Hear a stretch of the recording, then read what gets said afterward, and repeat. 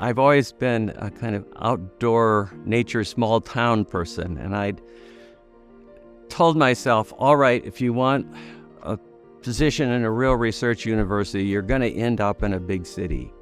And I came out and I saw this campus and I said, wow, this is for me. I talked to one of the faculty that I knew, Jerry Feldman, and he said he thought that UCSC had the best ratio of excellence to pressure. And I thought, well, that's perfect. So when you come as a young faculty, your total focus is research. And interacting with Barry, I really came to appreciate the teaching and service mission of the university. And that influenced a lot of young faculty. So Rusty and I met in graduate school. We may have a bragging right to the couple that has spent more of their lives within 30 feet of each other. For most of the years at Santa Cruz, we were just opposite each other on a laboratory bench.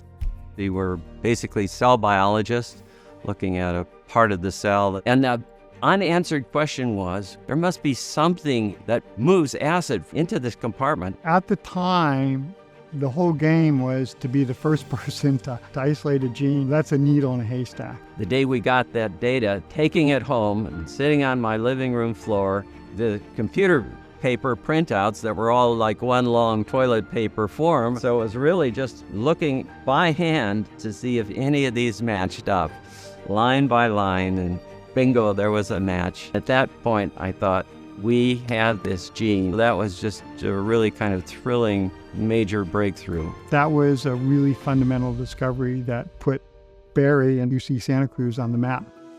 My father was a truck driver. My mother did not finish high school. That's probably one of the reasons why I spent so much of my career in these training programs for underrepresented minority students, because I had a sense of what it was like to grow up in which the idea of going to college was not something anybody knew about. The Embers program that he was stewarding was a model for how to ensure that all of our students have access to great biomedical education. I know students who rearrange their schedule so they can take cell biology with Dr. Barry Bowman. Tell him hello and tell him what an amazing course he taught and what a huge influence he had on my career. And that happens over and over again. I said more than 130 of our participants now have PhDs. There's just plenty of talent out there. It just needs some nurturing. His leadership style is one of modeling behavior. He is a person who leads by doing and being good at it, being effective. They established a culture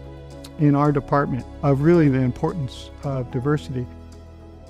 My major retirement activity has been UCSC Osher Lifelong Learning Institute. It's really so good to have that mix of the local community and a mix of the people at the university. Barry joined this organization and has really grown it. After his retirement, he and Rusty continued supporting the campus philanthropically. Incredibly generous donations has come at this really critical time. I think it's just a great example how private funds can have such a huge impact to the university. UCSC has been our life. They've been so good to us and driven to be good to the university. Why would you want to go anyplace else?